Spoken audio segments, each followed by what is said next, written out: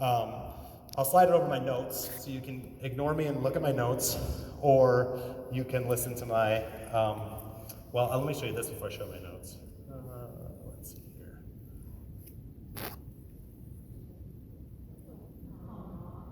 Yeah, I know, they're cute, aren't they? So there's Joey. He was born just before this event last year. And we have 5 boys. So I show people a picture of you show people a picture of your baby, they're like, congratulations. You tell them they have 5, they just kind of, their mouth drops. They're not sure if they should apologize or just be quiet or try to figure out why you had 5 kids. Actually, Joey was a big surprise. We had taken measures to prevent, more than serious measures to prevent, and he was born anyway, so he's our little miracle guy. I heard a comedian, I'm gonna steal it from him. He said, you wanna know what it's like to have 5 kids? Imagine you're drowning and somebody throws you a baby. That's just exactly what my life has been like for the last year. In addition to that, we moved, I think in 4 years we lived in 4 different houses. So we moved a lot. I'm at the University of Georgia, going into my 2nd season, absolutely love it there. But just a brief history on me, I actually started at a recreational gym in Michigan with Doreen Bullheis, who was absolutely fantastic. They had dropped their competitive program, and some of their best coaches stayed and, taught beginners, and I learned to coach from them. So it was a really great opportunity to get started. Moved out to Colorado Springs to work for Tom Forrester. I had met him at a gymnastics camp and just thought, if I want to keep going in this sport, his philosophy is the kind of person I want to learn from. Ended up owning my own gym, lived in Colorado for 11 years, and then when we started having all these children, we just felt like college gymnastics was a better fit. So I spent 6 years at Yale, in Connecticut, 1 year at George Washington University in Washington, D.C., and now going into my 2nd year in Georgia. So that's a little bit about me. I just say that to say that, wherever you're coming from, I've probably coached that group, so I hope my context helps you wherever you're at. So here's the 5 takeaways you get from today. We'll get into the content. The first thing is alignment doesn't have to be the problem. When you're working with round-offs, they can always get squirrely. I'll share with you kind of some of my philosophy of how I get to a round-off that is going to stay straight. Of course, I believe you always maintain that, but some of the steps that I'll share will help with that. I'm like echoing. I'm trying to put this further away from my face. Make a habit of the mountain climber. So that's how you use your legs into the round-off. Super scoop for speed. If you've been to any lectures over the past few years, you probably heard a lot of talk about piking and closing your shoulders, but still keeping your back round. And the timing to do that to stay straight and not get it wonky and still turn over your round-off. So we'll talk about that. Talk a little bit about minimizing fear. And we're going to talk about how doing a whip helps Yurchenkos. So we'll get started with some of the videos here.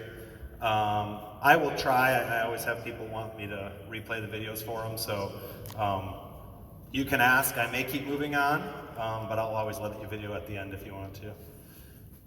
Okay, so I'll let this run through, but basically the idea for starters here is that I really think that you should spend a lot of time on a side cartwheel building into the round-off. Now there's things that will change from the side cartwheel to the round-off, but I feel like the side cartwheel is the best way to get alignment. We're starting with alignment, and then we're trying to get speed later on, and I'll show the progression for that. So she's going to be starting side cartwheel, finishing side cartwheel, and I actually ask them to keep looking at the wall the whole way through so that they don't break their shoulders, they don't change their head position. I just want everything in a line.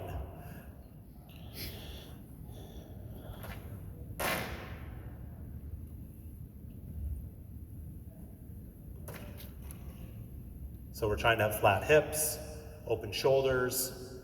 We're trying to push away with the second hand, so we push off the floor. We're also trying to create some momentum with our legs by bending both legs and kind of springing into it. I call that shape a cat arch. We actually do that shape a lot in gymnastics. You do that in a cast handstand, you do that on a set for a back layout or beyond and tumbling. And I actually think they should practice holding it. So they just lay on their back, they get their arms up first, and they get their hips up second. Because that's gonna be my first step in keeping shape, keeping alignment, but starting to drop the arms.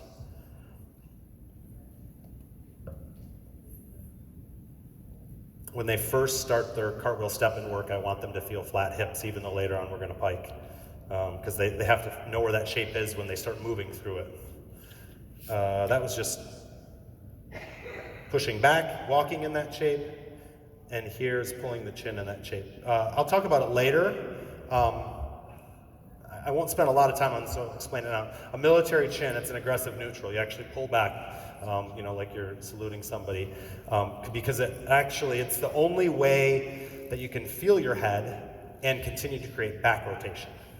Because when you put your chin down, that's good in the sense that you don't throw your head back, but it's not good in the sense that if they overdo it, they actually counter-rotate. You might see some athletes that are really good at keeping their head in actually counter-rotate in the double back.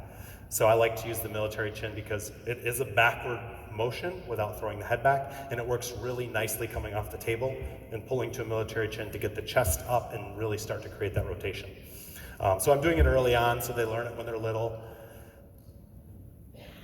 Here is let me go back to that one real quick. Okay, so what I'm trying to do is I'm trying to teach the round off as slow as possible. And I actually think, as you're learning to tumble, your first combination should be back handspring, maybe down a hill or on a tumble track or a hill tumble track or whatever surface is best for that, but they can learn to combine without all the complexities of a round off. That will really help your vaulting in the future, because while they're continuing to progress all the way through that, you can take your time on the round off, because you'll see all these progressions, they just take time, and you got to do them over and over until you get them right. So basically what I'm trying to get at this stage of the round off, when it's an alignment round off, is I'm trying to teach them to square up and snap their leg together, so that the snap of the leg and the square of the body creates some turnover. So she's just practicing that here, and I am having to do it with each other, but they can do it with their hands on a wall, with an 8-inch mat behind them. There's lots of ways to do it.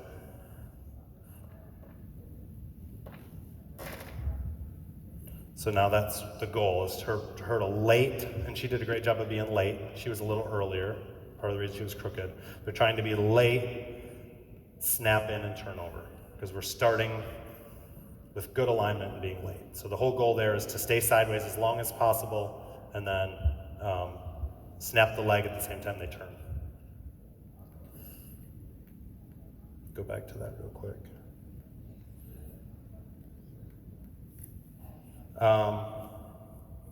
This is definitely exaggerated. They're not going to hit that position at a full speed run in a Yurchenko. In fact, if they don't get their arms up a little bit, they'll probably lean too far forward on their front leg and they won't use their back leg. But the point of this is so that they use their back leg. You can see that her back leg is bent. I say the word spring. I'm like, spring out of your mountain climber. Just a tip. I found that you'll figure it out with each of your athletes. Some of your athletes are very technical. You could say, I want you to mountain climb and I want you to get that leg bent at you could say a 130-degree angle. I mean, obviously that's a little bit of a stretch, but some athletes I work with, that technical conversation works really well, but more athletes feel their gymnastics. So when I say spring out of your mountain climber, that immediately makes sense to them. So just sometimes you want to translate your technical correction, like, okay, you're seeing this technique, now translate it in a way they can understand, and sometimes feeling words help. So we're trying to get in a position where we can spring and generate the most power of our legs, so we're getting to a mountain climber here. So they're going to go through mountain climber, and I have them pause in it just so they really emphasize it. And once again, I'm taking my time here to make sure they turn in late. You can see the block there for their knee, so they can feel making sure they do a good bend in their mountain climber.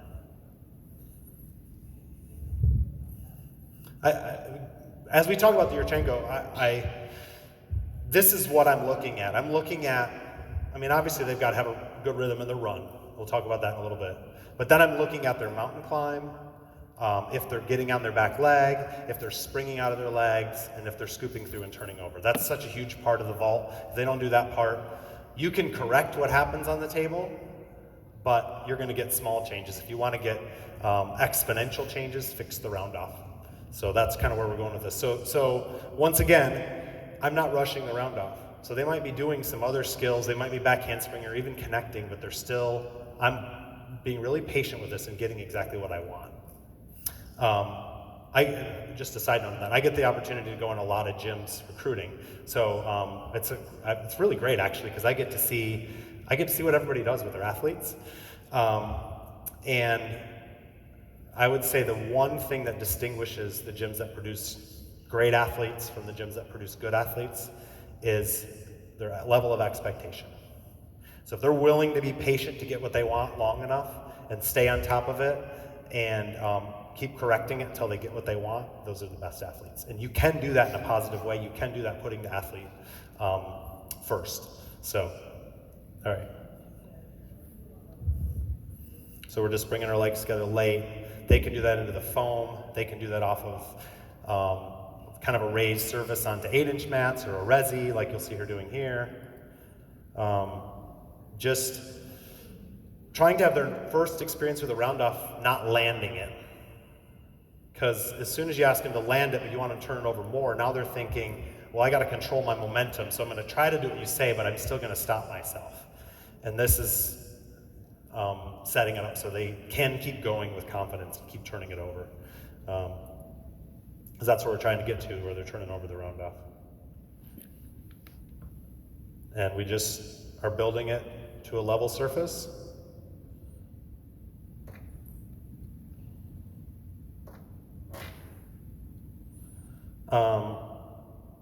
As you see this, essentially, whatever Yurchenko drills you're doing, set the surface so that they can turn the round off over.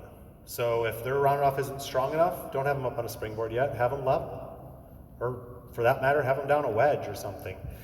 They can do the drills, make sure their round off is successful before you start raising the height.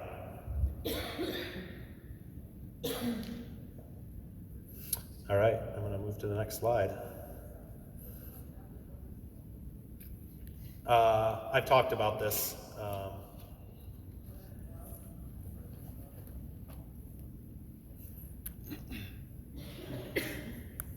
Actually, let me go back to the other slide.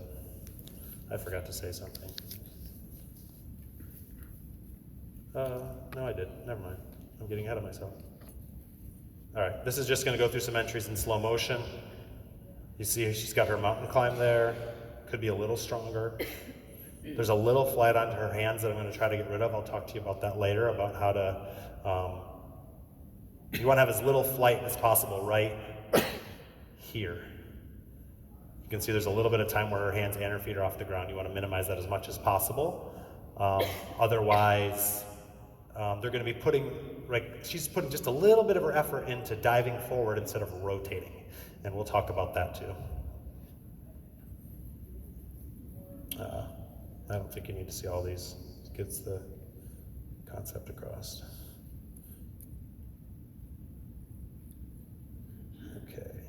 Okay, the super scoop. This is one way I like to do this shape, so that they feel it's like almost a pulling action. You can see she's got her hands on a rafter, she's leaning out, and she's getting round in her back but piked in her hips. I just use this as evidence because when people were teaching a really straight snap down, I remember going to clinics and bringing athletes and them doing handstand snap downs, and they had to keep their arms by their ears and they couldn't pike in their hips at all. That was the traditional way of teaching a snap down for a round off. I do think there's some value in generating some power that way. I don't think it's like a lost drill, but I don't think as you get further down the road that you want to keep doing it that way. As you can see here, arms are dropped, hips are piked, and that's how we're turning over the round off. The way that I like to say it, when I explain it to athletes, I ask them, would you rather, and I'm usually asking athletes who aren't quite here yet in their gymnastics, would you rather do a double tuck or a double layup? Their eyes get really big, they're like, a double tuck. And why? Because a double layout takes a lot more momentum. So your momentum's going a certain speed. As soon as you tuck, your speed increases. So when we drop our arms and pike our hips, our speed increases. So this will help your athletes in a round-up back handspring on the floor. And we'll talk about how to teach this and still maintain alignment. Because if you start, that's why I talked about the alignment stuff first. It's like some of the alignment stuff is a little bit more like, follows maybe an older round-off theory. But I think if we start there and then move into this, our end result will be the best. Because I think some people start this super scoop too soon and they get kind of a wonky round off and they kind of lose some of the pressure on their hands, and there's a lot of things that can go out the window if you don't start with alignment. So I'll let that play through real quick, I think. Yeah. So you see the shape there. See it even a little bit before the punch. Scoop. And then there's a whip open that happens there too. We'll talk about that a little bit more later. And here it is on vault, a little bit less so. I think part of that is just the sheer speed that you've got to go into that shape and back out of that shape. But there is a super scoop going on. So here's where I start with it. Just sitting back and feeling, I like them to feel a pull in their back. So as they're pulling, they're not just scooping their feet through, but they're pulling in their back, which is generating some of the momentum in that part of their body as well. So they'll do it from a handstand. We're just going to do it and relate it to a backward roll to hollow. A lot of kids, if they've ever started extension rolls and they don't also do regular backward rolls, they lose a lot of things and they have trouble with that drill. So make sure your athletes, once they start back extension rolls, continue to do back tuck rolls and back rolls to hollow and stuff like that. It's really important. It's really important for bars for giants too. Okay, so right here, this is an important section here. I'm starting long, slower, and really focusing on being straight. And as soon as I shorten it, because I'm going to shorten it, as soon as I shorten it and I start to lose my straightness, I go back to the long and straight round off. This is cartwheel stepping. That's what I mean. So we're doing long, and it's not as fast. And they're reaching their hands out, and they're trying to stretch everything out. And then you saw the difference there. That was the short, fast cartwheel.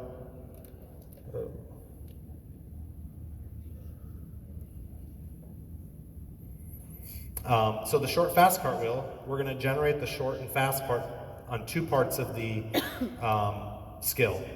On the front half, we're going to put our first hand closer to our foot. Now, when I first heard that, I was like, well, now they're going to go crooked. But actually, usually that hand's reaching over this way, so you might as well drop it straight in front of the foot if it's already going to be doing something down here anyway. The other thing I like to explain to kids is, okay, if your feet have to go in this rainbow arc to get over your head and then back down through to the springboard, if you're covering 10 feet in that arc, let's say, or you're covering 5 feet, which one's going to be a longer arc? The 10-foot one, obviously, is going to be the longer arc, which means they have to have more power to turn over. So if they shorten the first half of the round off, some of the power they've generated will turn into rotation. Okay, and now the reason we have the alignment cartwheel is because once you start this, you're going to battle them reaching across or doing different things, and then you go back to alignment and you just keep working it back and forth until you get a nice straight first arm drop in the first half, and then the second half is that super scoop shape, dropping the arms, piking in the hips. That super scoop shape is going to do two things for us. It's going to get us scooped through better, and it's going to get us in a shape where we can generate a whip open. So I'll show those cartwheels one more time. So you see I didn't show it very well. Well, I guess they're going again.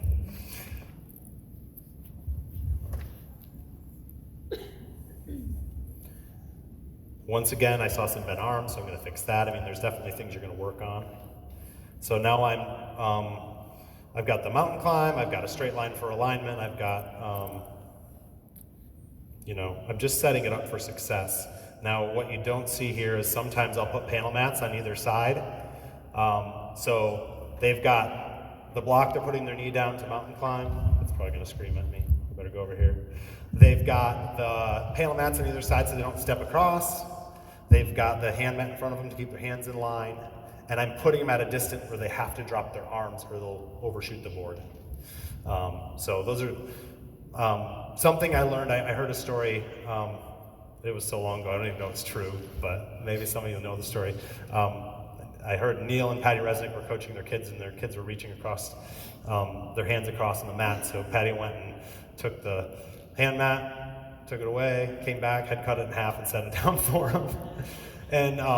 And what I have heard Neil say about this is when you set up a drill, set it up so that it's hard to fail, or if they do it wrong, they get immediate feedback. So you'll see some round-offs onto a panel mat here. The one reason I like a panel mat sometimes instead of a board is if you under-rotate your round-off on a soft board, you don't know it unless your coach tells you. But do it on a panel mat, and you're not doing it the next time because you feel it. And it gives you some natural feedback of, oh, it doesn't feel good to punch with my feet behind me, but if I get my feet through, I can feel it.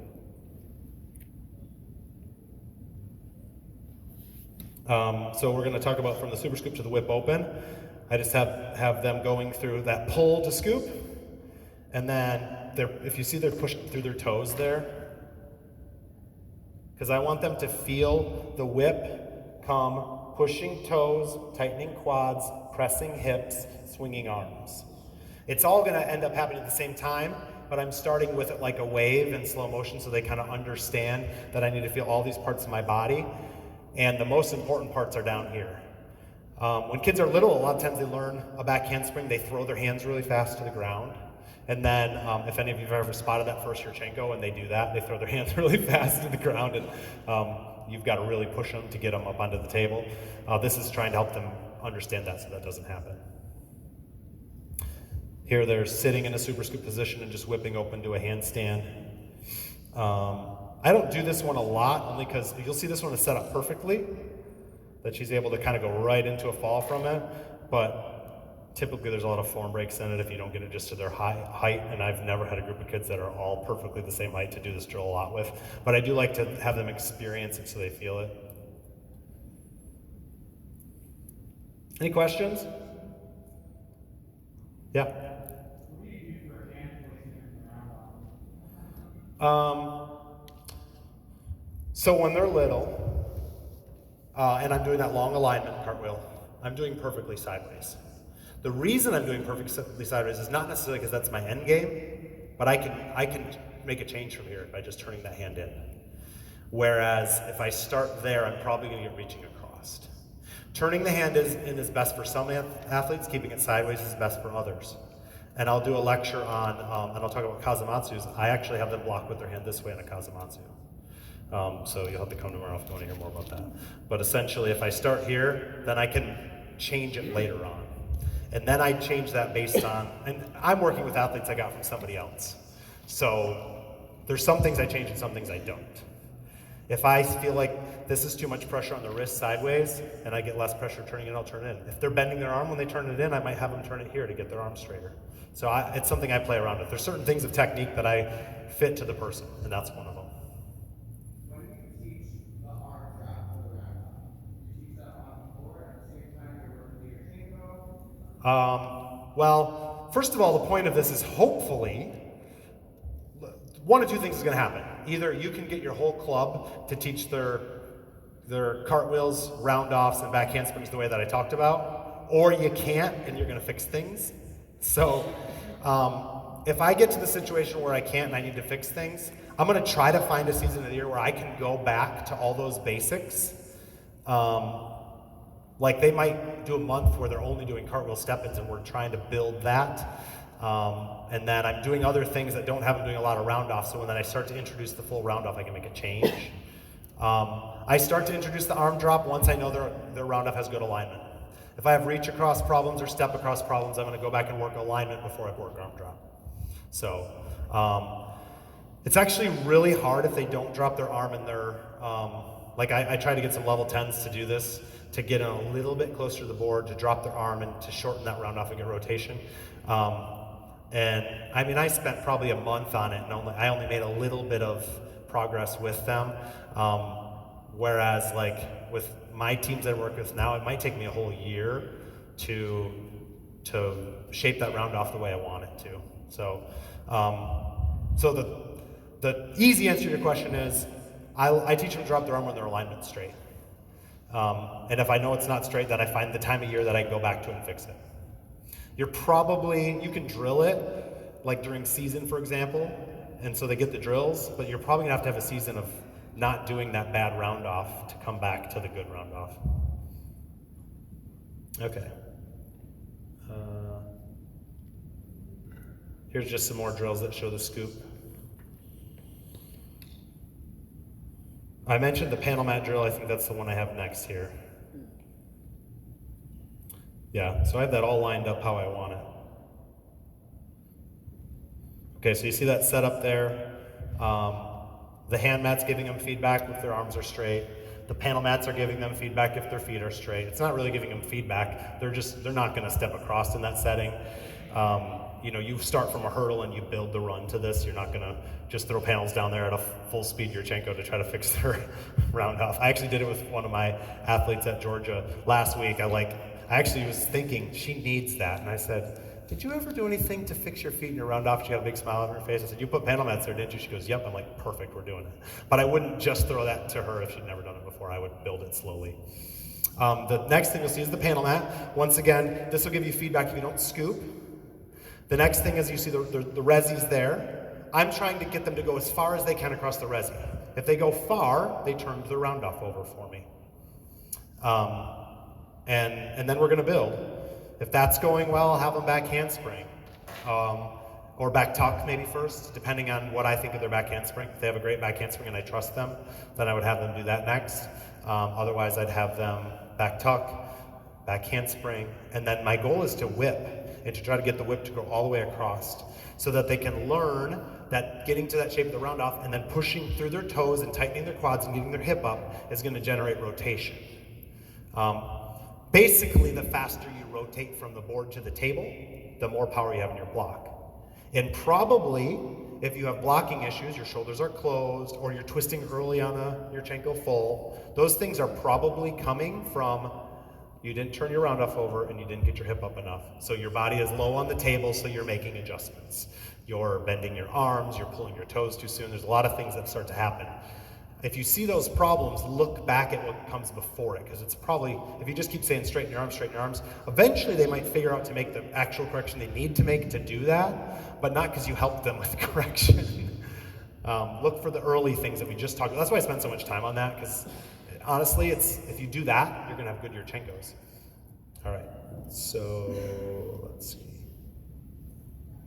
Now I'm just finding easy ways for them to make the bridge from doing a round-off back handspring on floor to doing a round-off back handspring onto raised surfaces and all that. So, this is kids that are just trying to get their round-off back handspring better on floor. As long as they can get the turnover and punch, can start to do this, so that you're not just suddenly throwing a Yurchenko at them.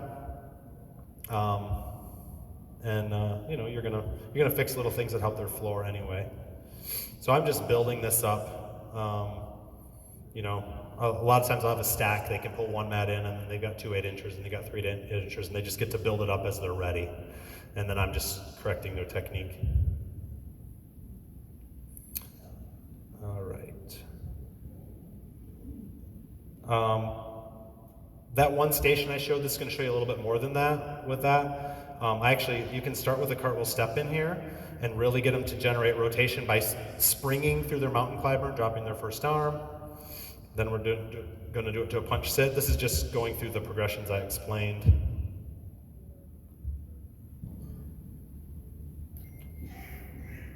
She went right to the whip, but like I said, you can back tuck or back handspring in between.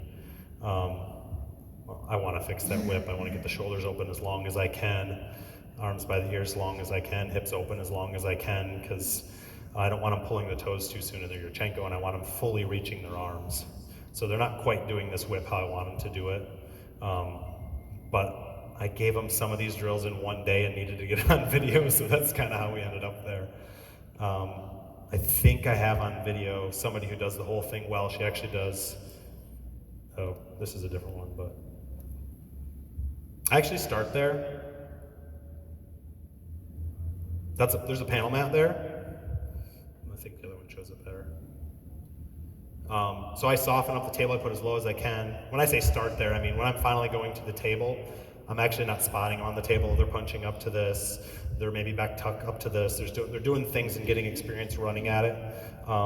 And I like to put a panel mat in there so that they get that feedback of their turnover. I just did this, I guess it's been probably a year and a half ago, as I was preparing some 6s and 7s to get ready for the new vaulting situation. And we spent probably 3 or 4 weeks doing with the panel mat in before we put the springboard in. And half the group was doing round off back handspring with the panel mat before we got the mat in, because we'd gone through the progressions.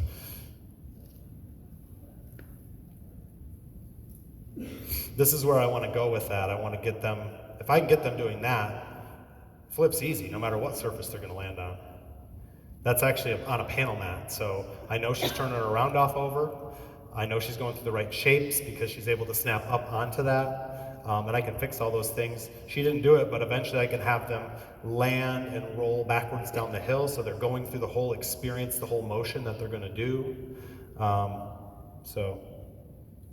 And obviously you can do that with a springboard as well, but the other thing is that the reason I like the panel mat in is if they go crooked, they don't get sprung as far away because there's a panel mat there. Let's see here. I don't know if there's any new content in this one. Oh, there we go. Just another thing to have them experience going up. What I'll say about that is, if you want to avoid fear in this skill, I actually remember my first group of athletes on this and trying to you can do it, let's go, and that whole thing, trying to get them to go over the table, and they finally did. And I don't ever do that anymore, because if you prepare them with enough good experience beforehand, and you make sure that they're ready from a physical ability standpoint, strength, they're doing the drills, they're doing all these markers we've been talking about, then when you add the next step, they're not afraid of it. They're actually begging you, can I please do this now? And I teach them that. When you do this, then you're gonna get to do that. So they don't think I'm picking favorites. It's just hey, you did it today, let's do it 3 more times and you're ready to do this, or whatever. I'm setting a standard and an expectation, and they know once I reach that marker, I can do this, and once I reach that marker, I can do that.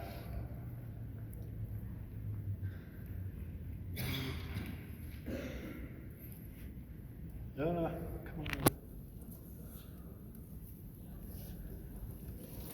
on. This is just highlighting the setup you saw earlier.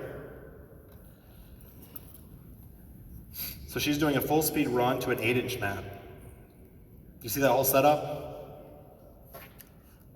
When I first moved them to the runway, this is my setup. There's kind of a glare, huh? Anyway, so there's an 8-inch mat there. And that edge of the 8-inch mat sits about where the edge of the board does. And an 8-inch mat doesn't hurt. And they have a lot of confidence running at this setup. So I'll start them doing power hurdle round off, and then I'll start them at approximately 30 feet. I say approximately, depends their height. 3 steps, so if they're righty, they step with their left foot first. That'll be 3 steps hurdle. If they're righty, they start with their left. If they're lefty, they start with their right foot first. And then I adjust. Maybe they're little, 30 feet wasn't good, let's go to 25, 27, 28. Some are gonna be